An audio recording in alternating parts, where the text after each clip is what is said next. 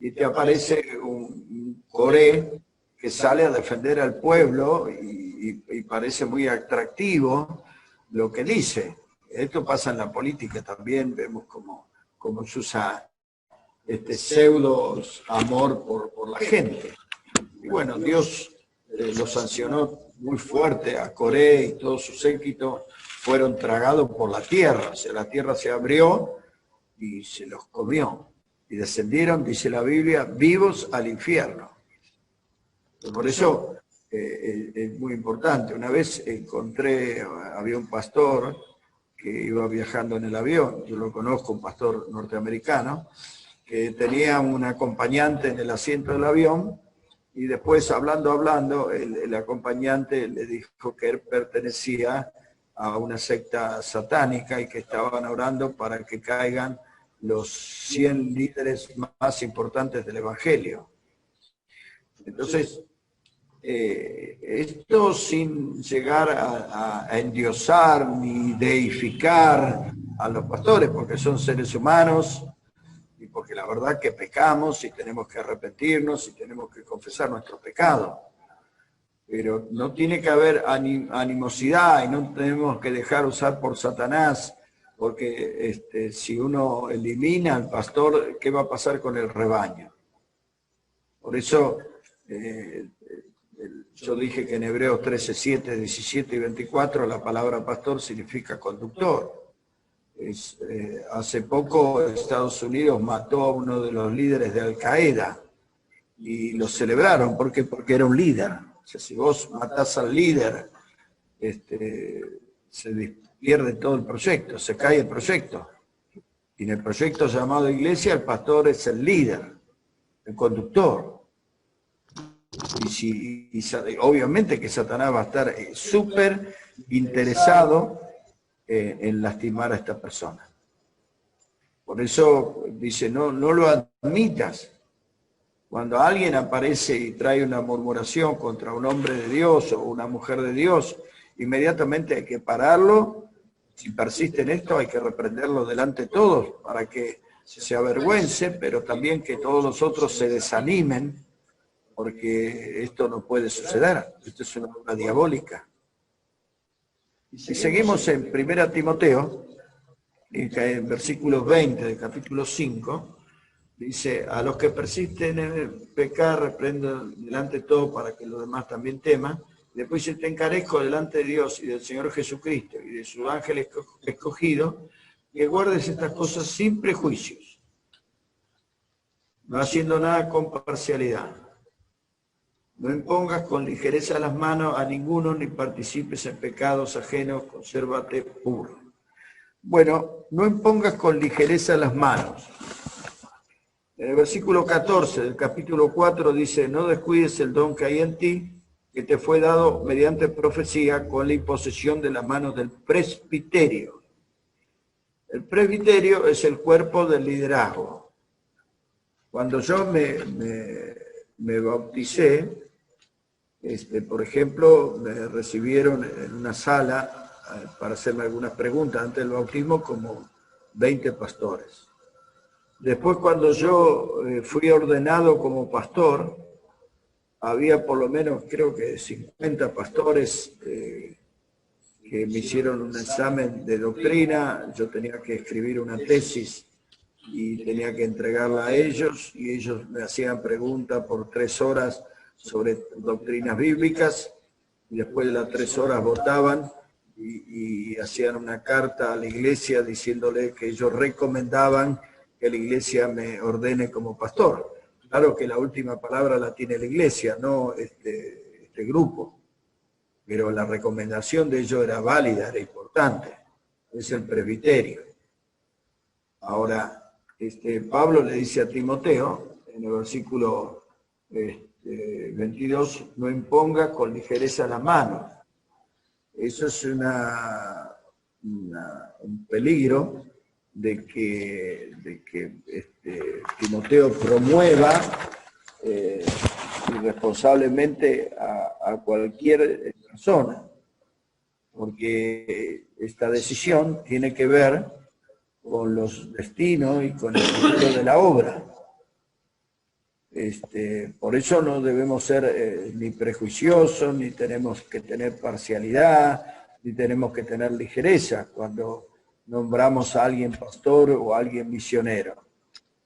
A veces se hace esto por simpatía, a veces hay un estado solidario, corporativo, porque el candidato ha estudiado en el mismo seminario que yo, entonces me cae simpático, no me gusta estorbar su proceso para ordenarlo a él, así que no soy objetivo, como debería serlo en el análisis de la vida de la persona.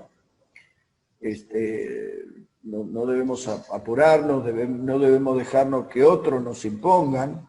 Lo que ha pasado en la Argentina es que vinieron misiones norteamericanas y ellos necesitaban mostrar a Estados Unidos que ellos fundaban muchas iglesias, entonces agarraban chicos que eran de seminarios y rápidamente los transformaban en pastores, y esto generaba un alto precio para la obra, porque eran gente que estaba verde en los asuntos espirituales.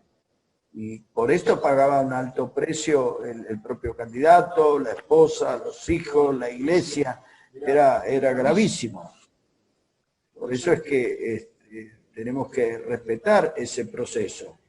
Fíjese usted, 1 Timoteo 3, versículo 6, dice, no un qué, un neófito. Neo es nuevo y fito es fe. Un nuevo en la fe, un inmaduro, no pongas, porque es peligrosísimo, y ahí nombra de nuevo al diablo. Hay peligro. Una persona verde, el ministerio es una cosa el seminario es muy lindo, te llenan de teoría, te llenan de letras, y vos salís del seminario y te crees que sos Moisés. Pero cuando vos salís a la arena verdadera, al conflicto de la vida, cuando sos papá, sos esposo, y en la iglesia está la gente, bueno, ahí necesitas madurez, esa sobriedad. Por eso no hay que retrasar las cosas, pero hay que reconocer que hay un proceso, hay que respetar ese proceso. Recuerden lo que dijimos de San Pablo en Hechos capítulo 14, que dice que él iba, predicaba el Evangelio, hacía muchos discípulos y después constituía ancianos. O sea, había un proceso para formar a estas personas y después instalarlas.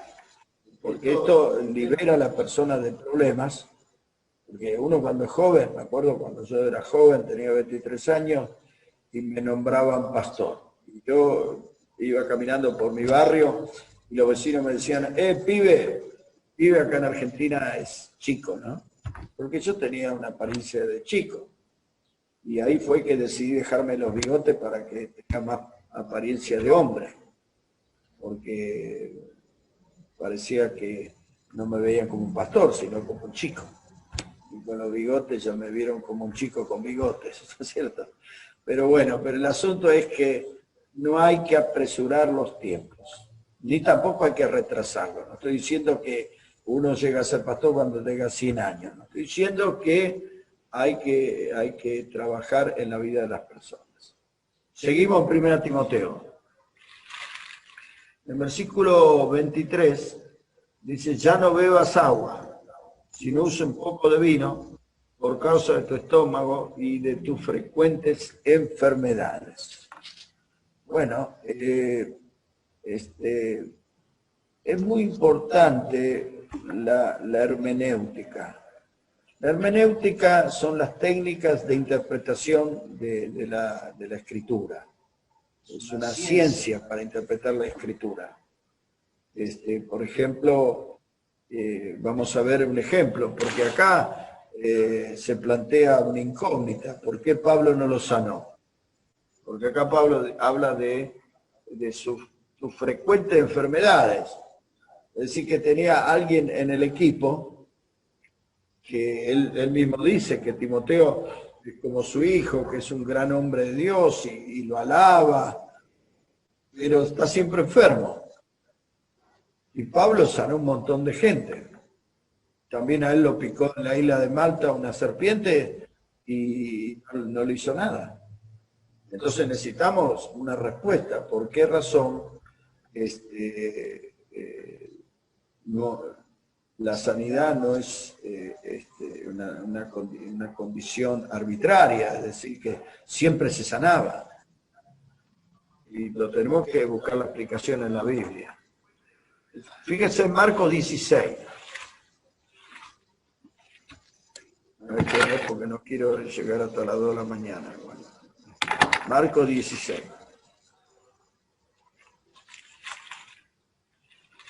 Ahí estamos.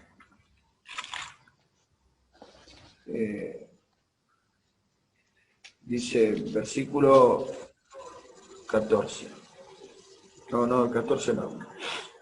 Vamos a leer desde el 9.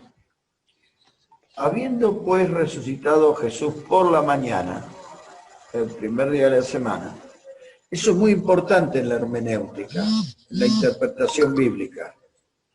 Es decir, ¿cuál es el momento histórico? Y el momento histórico es la resurrección de Cristo. Pero aparte, fíjense el último versículo del capítulo, 19 y 20. Y el Señor, después que les habló, fue recibido arriba en el cielo y se sentó a la diestra de Dios. Esto es Hechos capítulo 1. ¿Se acuerdan, no? Hechos capítulo 1. El Señor fue al cielo. Y versículo 20. Y ellos saliendo, predicando en todas partes, ayudándole al Señor y confirmando la palabra con las señales que la seguían. Amén. Esto es Hechos capítulo 2, Pentecostés. ¿Entienden?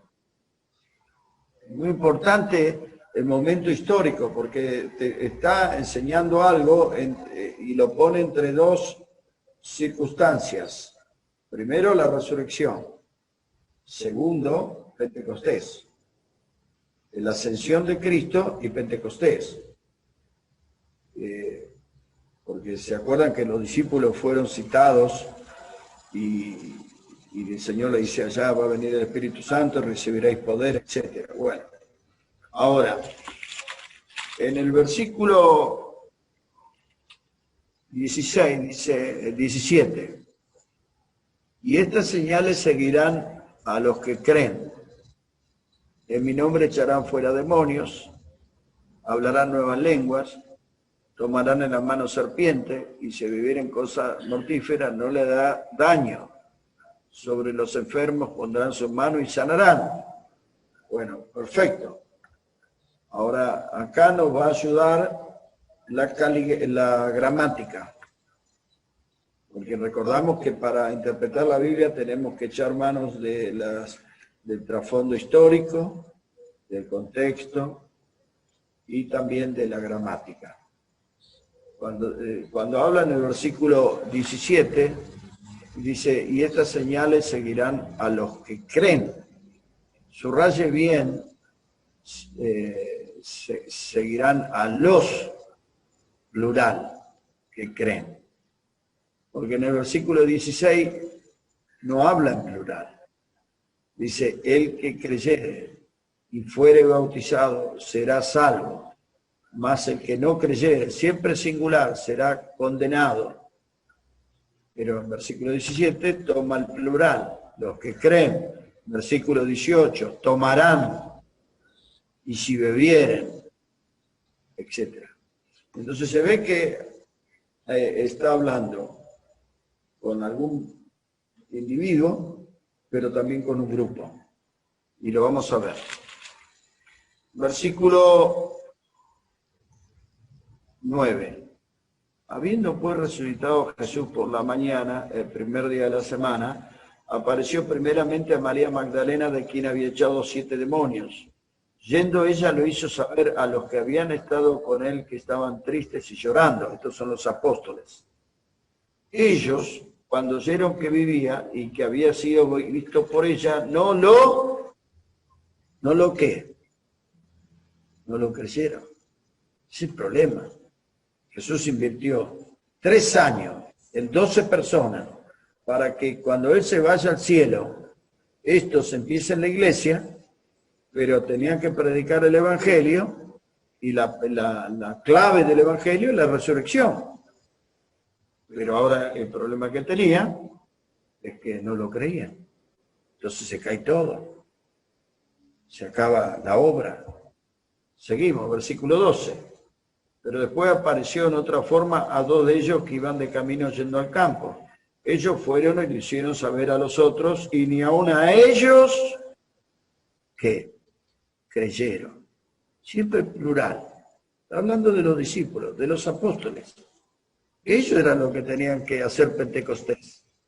Eso es lo que tenían que abrir la etapa de la iglesia. Pero si ellos no creen en la resurrección, el Señor Jesús tenía que bajar las cortinas, se acabó. No va a haber cristianismo, no va a haber iglesia, no hay prédica del Evangelio. Entonces dice en el versículo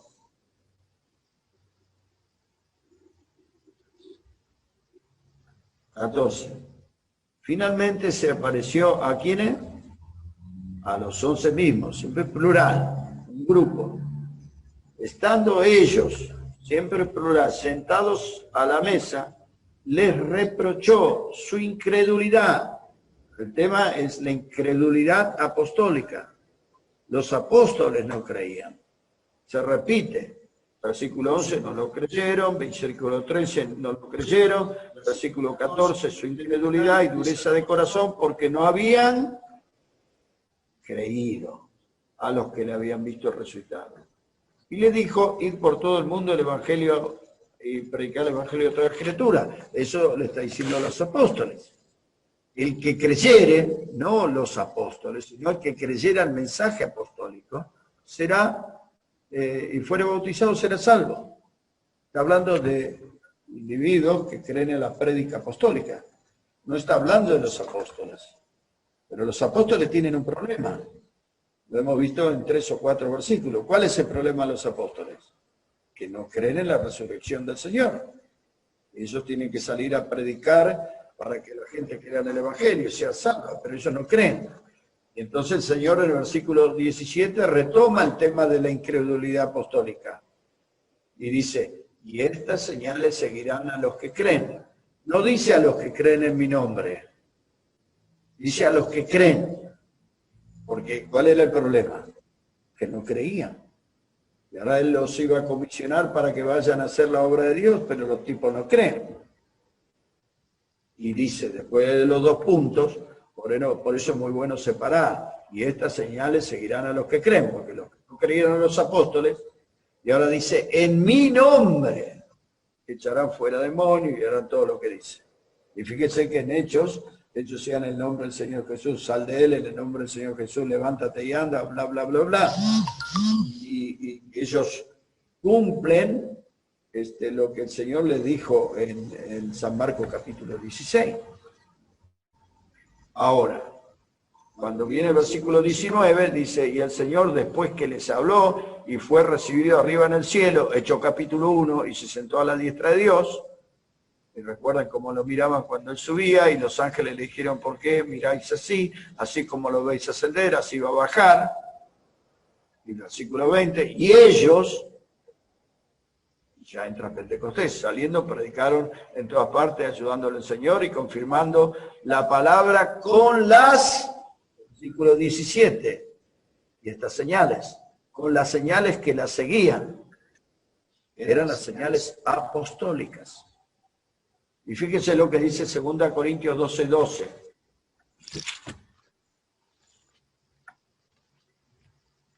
En 2 Corintios, Pablo defiende su apostolado. Van a ver que él da testimonio que tuvo un naufragio, que lo dieron por muerto, que lo agarraron ladrones, que estuvo con hambre, que estuvo con frío, de todo. Porque él ya dijo en 1 Corintios 9:1, no soy yo apóstol, no soy vosotros mi obra en el Señor. O sea, estaban diciendo, no sos apóstol. Y por eso es que en 2 Corintios 11, él dice, en 2 Corintios 11, versículo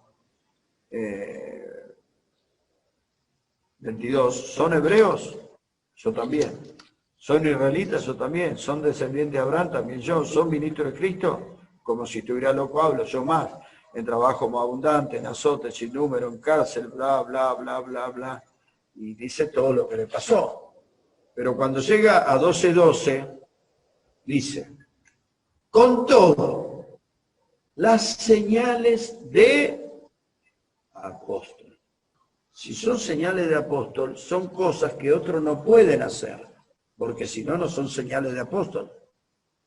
Porque si algo tiene una señal, es evidente que esa persona es la única que puede usar de esa señal, porque si no, no le sirve como marca de apóstol.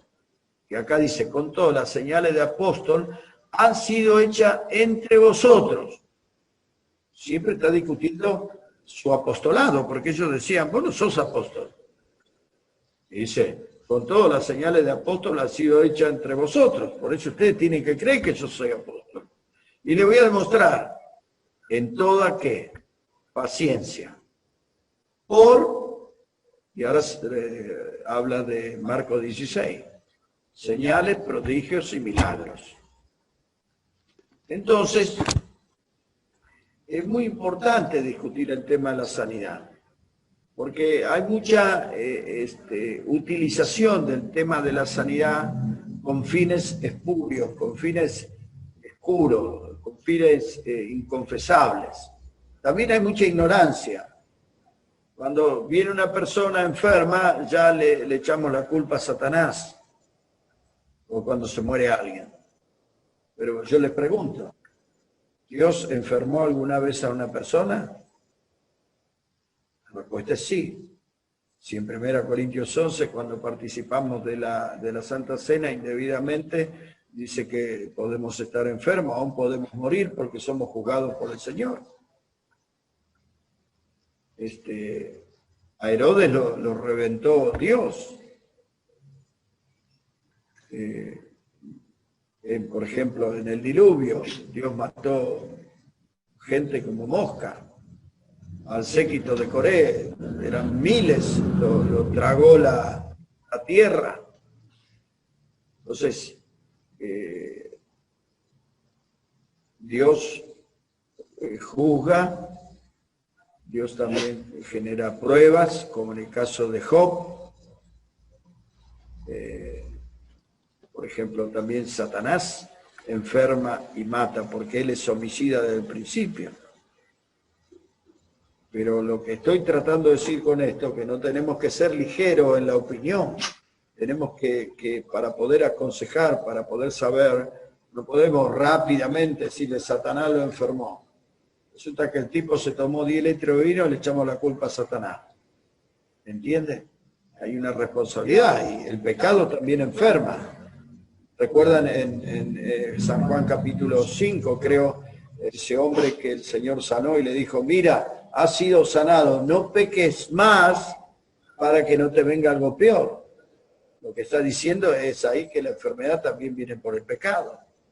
O sea que a veces la enfermedad te la manda Dios, a veces es una obra del diablo, a veces es una obra del pecado, pero también es una prueba, pero también viene por los microbios. Fíjese 1 Timoteo capítulo 5, versículo 23. Ya no beba agua si no usa de un poco de vino por causa de tu estómago y de tus frecuentes enfermedades. Bueno, lo que pasaba era muy posiblemente que el agua era como el agua de Don Torcuato, donde vivo yo, que tenía muchos microbios y tenía un agua impura. Entonces tiene que pasar la gente en camión vendiendo agua que sea buena, porque te puede enfermar. Entonces Pablo le estaba diciendo a Timoteo una receta médica, porque el vino tiene alcohol. Y el alcohol, en esos tiempos, era considerado con propiedades medicinales. Fíjense que en el caso el samaritano, que lo habían atacado en el camino, lo habían dado por muerto. Cuando vino el samaritano, lo atendió y dice que le echó en sus heridas aceite y vino. Y esto aparece muchas veces en las Escrituras. Entonces, es muy importante este análisis. Fíjense también acá en 2 Timoteo, capítulo 4, versículo 20, dice, Erasto se quedó en Corinto y a Trófimo dejé en Mileto enfermo. O sea, Trófimo estaba enfermo. La pregunta es, Pablo, ¿por qué no le impusiste la mano y lo sanaste? ¿Por qué no sanaste a Timoteo? Aún el mismo Pablo en 2 Corintios 12 ora para que el Señor lo sane, le quite un aguijón que tenía, y el Señor le dijo, no te voy a sanar. No es que el Señor no puede, es que no quería, tenía otro propósito. Él se iba a glorificar en la enfermedad de Pablo y también le iba a enseñar algunas lecciones. Entonces hay cosas que Dios hace. Nunca es que Dios no puede. Él puede guiñar un ojo y levanta a todos los muertos de la tumba desde todos los tiempos. No es un problema de si puede. Porque después te salen y te dicen, Cristo es el mismo ayer, hoy y por los siglos, y aplican mal el pasaje. Y eso lo podemos hablar otro día para no sobreabundar. Y pareciera que te dicen, ¿vos crees que Dios no puede? Sí que Dios puede. Siempre puede lo que quiere. Pero sin embargo, Cristo estuvo en la cruz y fue escupido, golpeado.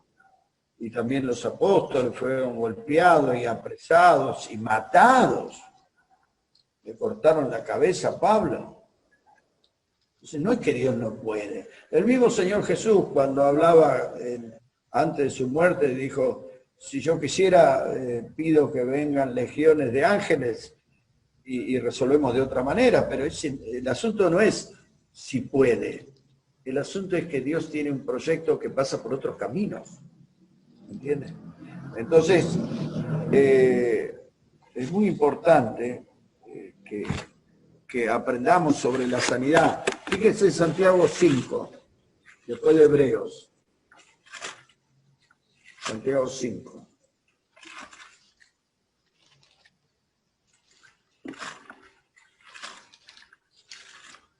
Versículo 13. ¿Está alguno entre vosotros afligido? Haga oración. ¿Está alguno alegre? Cante alabanza. ¿Está alguno enfermo entre vosotros?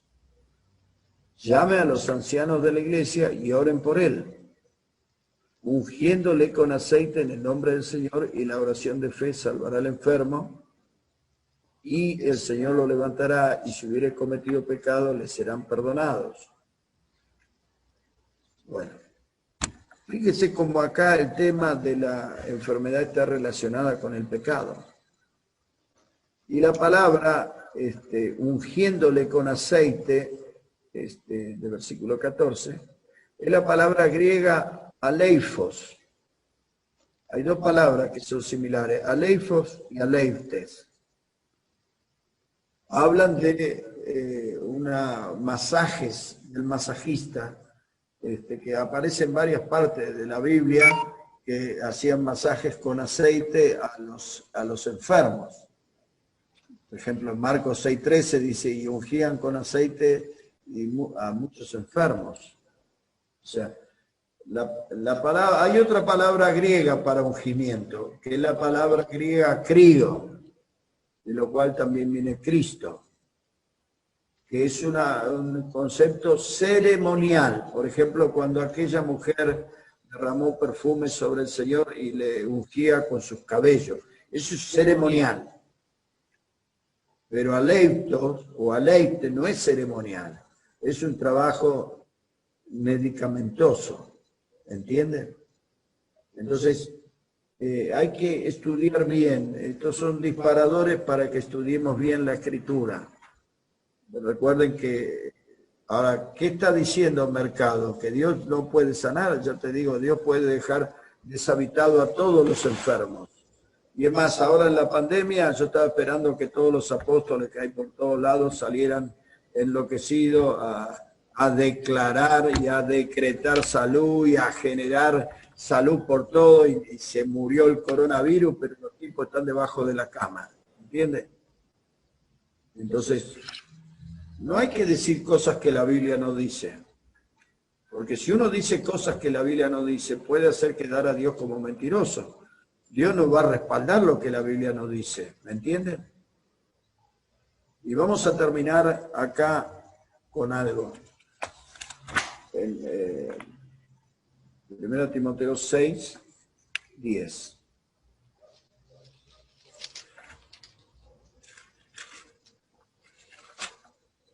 Dice, porque el rey de todos los males es el amor al dinero, el cual codiciando algunos se extraviaron de la fe y fueron traspasados de muchos dolores. Mas tú, hombre de Dios, huye de estas cosas y sigue la justicia, la piedad, la fe, el amor, la paciencia y la mansedumbre. Y yo quiero en estos últimos segundos usar para hablar del Evangelio de la prosperidad. Eso no es un tema bíblico y sus principales predicadores, sus principales maestros se han arrepentido. Hace poco Benny Hinn se arrepintió y pueden ver los videos en YouTube diciendo que todo lo que él predicó no es bíblico.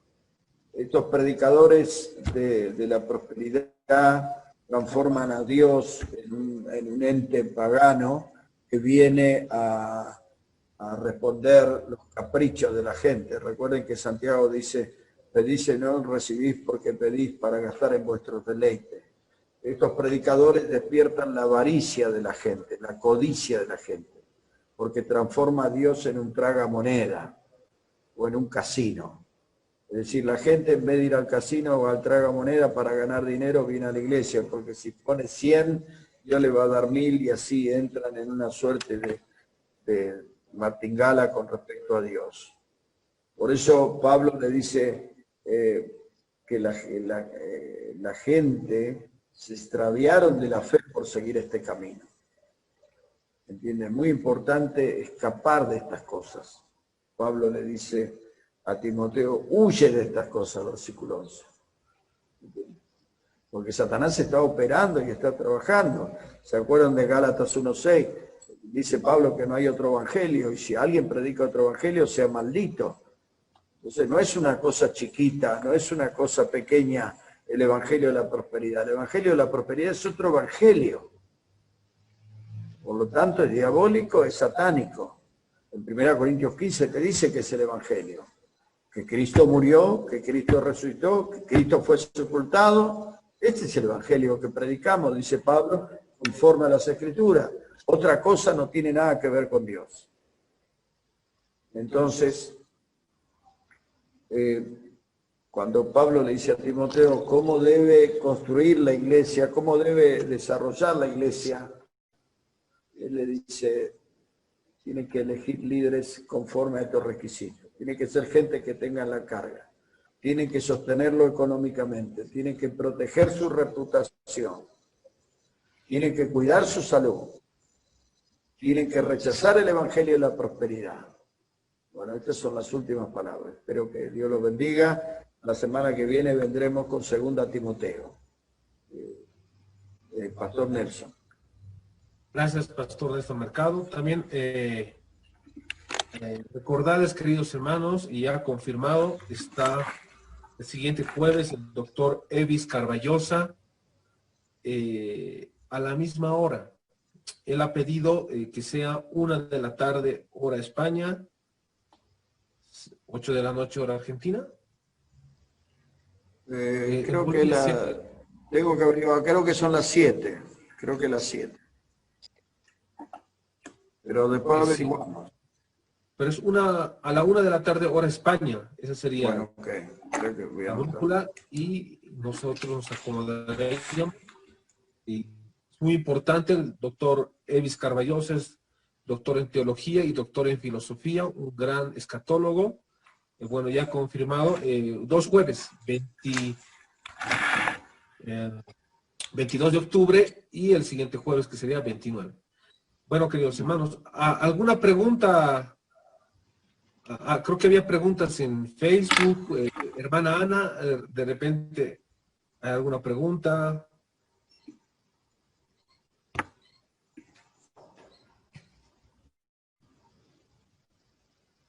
Estaban preguntando.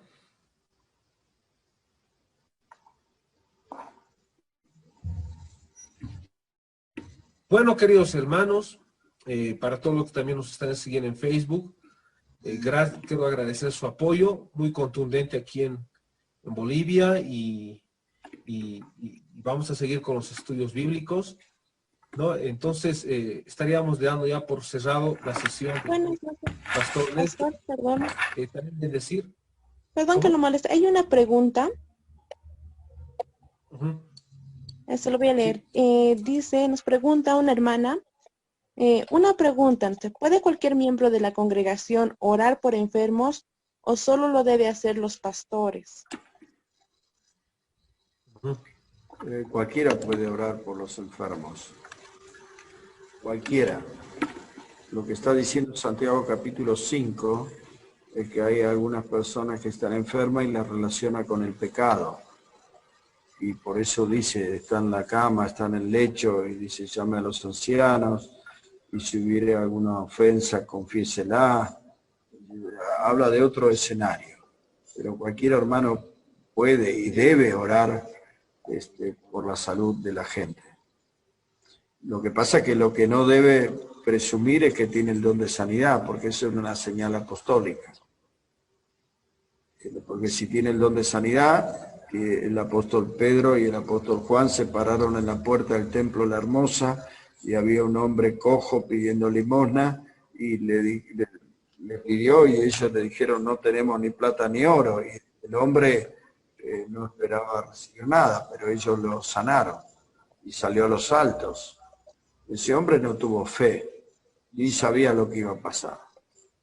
El don de sanidad no necesitaba de fe del otro. Era un poder, como dijo Marcos 16, era una señal. Eso. Amén. ¿Alguna pregunta más, hermana? No, eso sería todo. Bueno, terminamos la sesión de hoy. Bendecir la vida del pastor Néstor Mercado, del pastor también Luis Luimovich, de Gracia, Misión Bíblica Bautista, Pucallpa, la Amazonía del Perú. Bueno, queridos hermanos, nos vamos a despedir con una oración. Gracias, Padre. Gracias, Señor Jesucristo, por este día. Que todo lo que estamos haciendo es para darte la gloria y la honra a ti, Señor Jesucristo. Perdona nuestros pecados, lávanos con tu sangre y que este mensaje llegue a las personas que tengan que llegar. Gracias, Padre. Gracias, Señor Jesucristo. Gracias, Espíritu Santo. Amén. Bueno, Amén. queridos hermanos, estamos en el siguiente juego, estamos con el doctor Evis Carballosa desde España, un gran escatólogo. Y bueno, Dios nos bendiga, la paz de Señor esté con ustedes. Saludos desde Bolivia, toda Sudamérica. Chao.